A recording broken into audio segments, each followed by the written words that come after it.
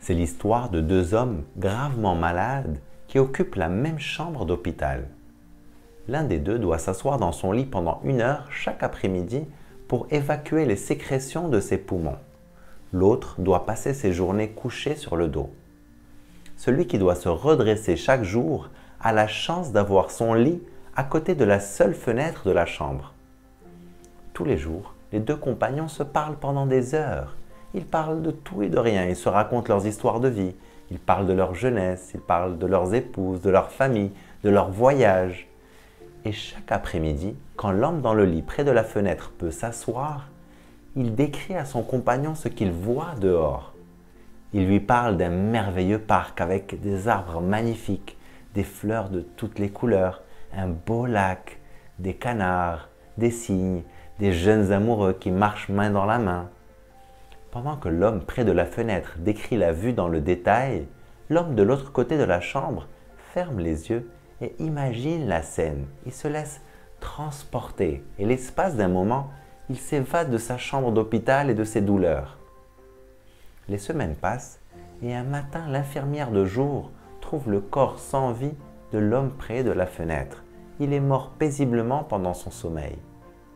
Attristé, l'autre homme demande s'il peut être déplacé à côté de la fenêtre. L'infirmière l'installe.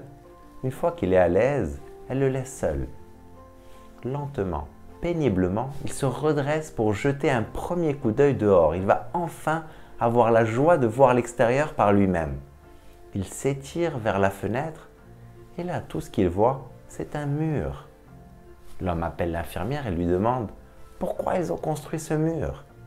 L'infirmière étonnée lui dit « Ce mur a toujours été là, monsieur. » « Mais mon compagnon m'a décrit des choses si merveilleuses, dit le malade. L'infirmière lui répond « Monsieur, l'homme qui partageait votre chambre était aveugle. Il ne pouvait même pas voir le mur. Peut-être il a juste voulu vous encourager. » L'homme ému avait les larmes aux yeux. Il y a un bonheur énorme à égayer la vie des autres. Rien ne va te procurer autant de satisfaction que d'apporter un peu de lumière dans la vie des autres. Seulement, souvent, on reporte nos actes généreux parce qu'on ne se sent pas bien avec nous-mêmes, ou on reporte nos actes généreux à quand on aura plus de temps ou plus d'argent, et on ne réalise pas qu'en vrai, quelles que soient nos circonstances, quelle que soit notre condition, même si on traverse les épreuves les plus difficiles, on a toujours la possibilité de donner ou d'apporter quelque chose aux autres. On a toujours la possibilité d'embellir la vie des autres, même si ce n'est que par un sourire, ou un regard doux, ou un mot gentil, ou un mot d'espoir, ou une oreille bienveillante, ou un câlin. Et souvent, c'est ce petit geste altruiste qui va faire que tu te sentes mieux.